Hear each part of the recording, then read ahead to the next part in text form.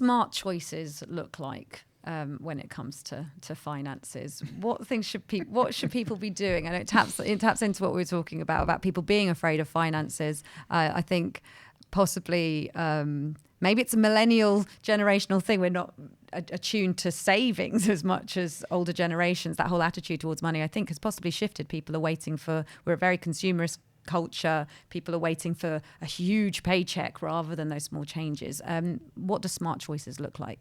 I think it starts with the basics of just budgeting, and individuals. And again, I think we have certainly this last kind of 12 months with everything that's going on and people not spending as much, not traveling.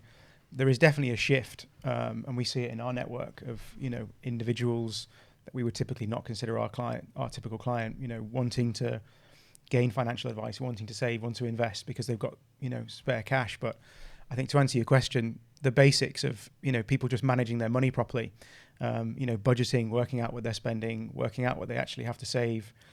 That's what then will normally prompt people to say, hey, I've got more money than I thought I did.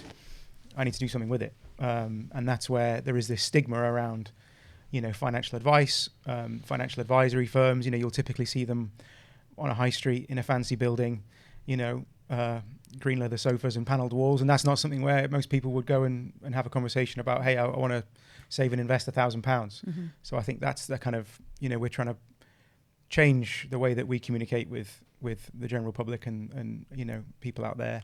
Educate them. Yeah. Not like, hey, we know this, you don't. It's just like, it starts with the basics,